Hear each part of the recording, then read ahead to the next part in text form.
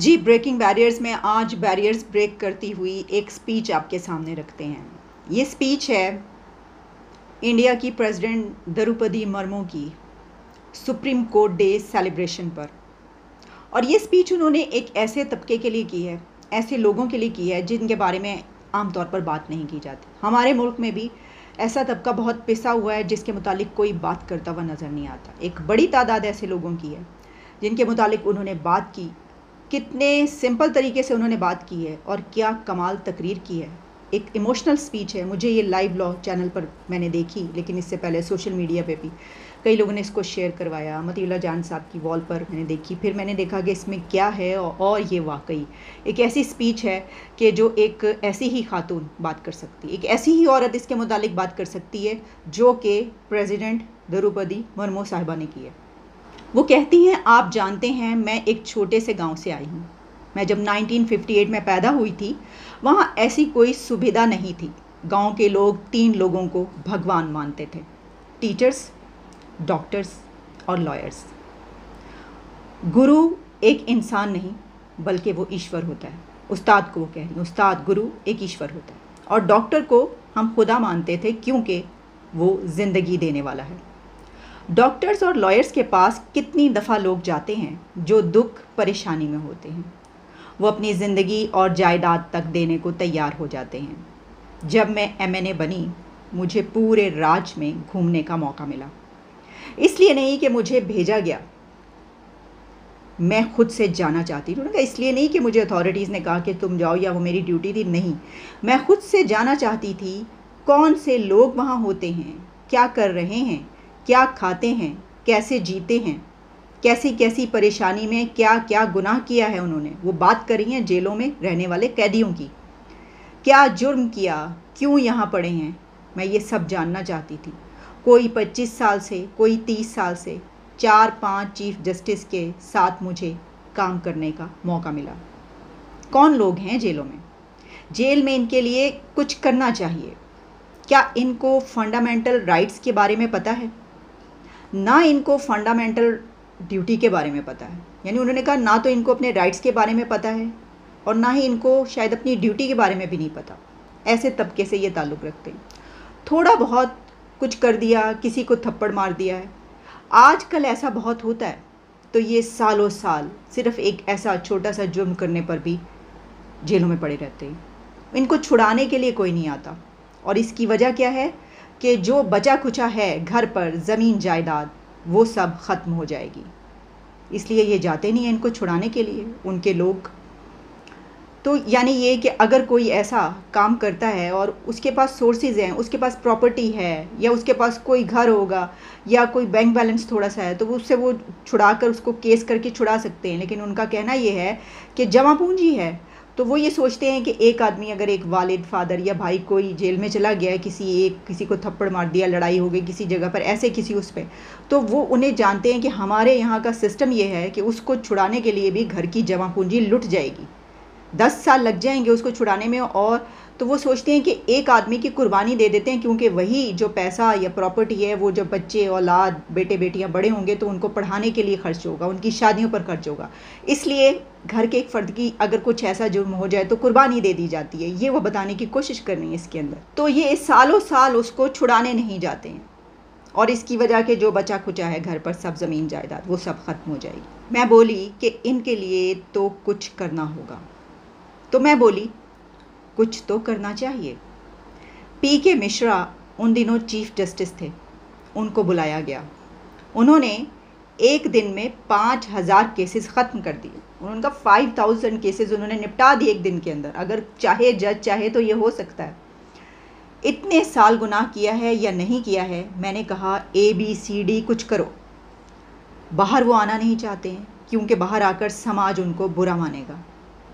इसीलिए मैं इस चीज़ को आपके ऊपर छोड़ रही हूँ, क्योंकि ये क्यों नहीं जाते हैं गांव के लोग, उनको छुड़ाने के लिए क्यों नहीं जाते? क्योंकि जुडिशरी, लेजिस्लेटिव, इन सब के लिए कहीं कहीं सबका मन एक चीज़ पर होना चाहिए। कहीं कहीं हम लोगों को एक साथ मिलकर काम करना चाहिए। हम विकास की तरफ जा रहे हैं, फिर और ज़्यादा जेलें भरने का क्या फ़ायदा, क्या ज़रूरत है, कम करना चाहिए। मैंने सब बात आप लोगों पर छोड़ी, यहाँ लॉ मिनिस्टर भी मौजूद, उन्होंने पीछे मुड़ के देखा और कहा कि यहाँ पर लॉ मिनिस्टर भी मौजूद हैं। मैं सब आपके ऊपर छोड़ रही हूँ, बाकी जो नहीं बोल रही हूँ उस चीज़ को आप समझिए। ये जो आखिरी लाइन उन्होंने कही है ना कि बाकी जो नहीं बोल रही हूँ उस चीज़ को आप समझिए, कि जो मैंने कह दिया है ये तो कुछ भी नहीं है। आप जानते हैं कि इसके अंदर और बहुत कुछ है जो मैं नहीं बोल सकती यहाँ पर। तो जो मैं नहीं बोल रही आप उसको समझने की कोशिश करें।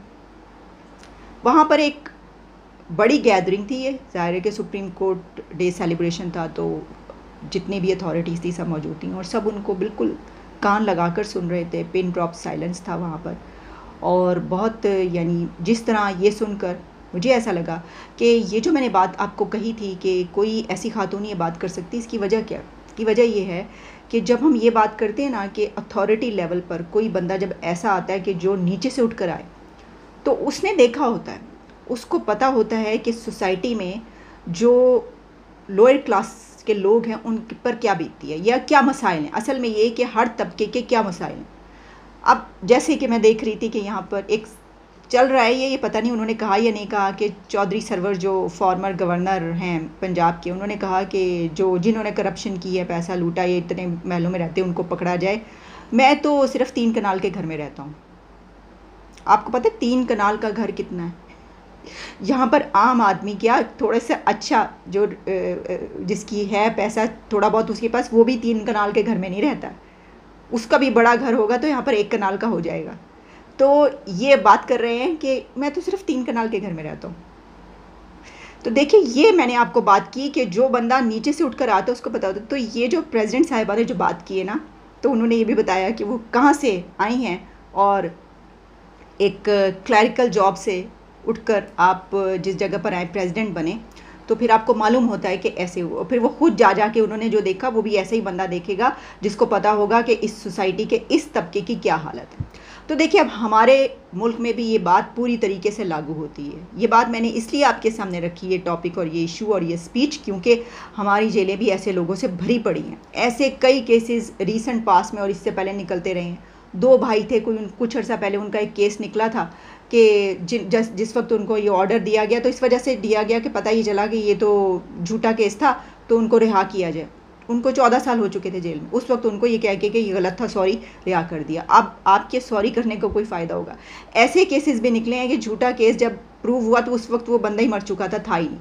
इससे भी ज़्यादा खौफनाक केसेस जो हैं वो सामने पड़े हुए हैं कि छोटी छोटी बातों पर जो बड़े होते हैं उनको तो पकड़ना मुश्किल होता है। यहाँ पर तो आपको पता है, देखें बड़ों को कहाँ पकड़ सकती है। तो ये एक ऐसा केस है, इसके ऊपर कोई बात नहीं करता। हमारे इस वक्त सब लोग, प्रेसिडेंट को इस पे बात करनी चाहिए, उसके डोमेन में होता है ऐसी चीज़ों पर बात करना। लेकिन सियासत सियासत सियासत, हमारी जुडिशरी देख लीजिए। मतलब ये कि पिछले दौर से लेकर अब तक कई ऐसे जजेस जिनके बारे में जिन्होंने जो है वो फलाही काम करने शुरू कर दिए। पब्लिक डोमेन के जो काम होते हैं वो लोगों के केसेस पकड़ के, सुमोटो केसेस वगैरह वगैरह, अभी भी जो सिलसिला चल रहा है जुडिशरी का, उसमें कितने इस तरह की जो है तनकीद की जाती है, क्रिटिसाइज़ किया जाता है। लेकिन जो असल काम है करने, देखिए यहाँ पे लाखों केसेस जो हैं वो पेंडिंग है, उनको देखने वाला कोई नहीं है। और जिस तरह उन्होंने कहा, करना चाहें तो एक दिन में 50,000 केस निपटा दिए, करना चाहें तो सब हो सकता है, लेकिन नहीं होता। तो ये बहुत ही एक अहम टॉपिक था, मैंने सोचा कि इसके ऊपर बात की जाए। तो चलिए, इजाज़त दें, दोबारा आपसे मुलाकात होती है। और मेरी भी तमाम बातों में हो सकता है ऐसी बहुत सी बातें होंगी, जैसे उन्होंने कहा था कि जो मैंने नहीं कहा वो समझने की कोशिश करें, तो आप भी वो समझने की कोशिश करें। Thank you so much for watching my show. Keep watching.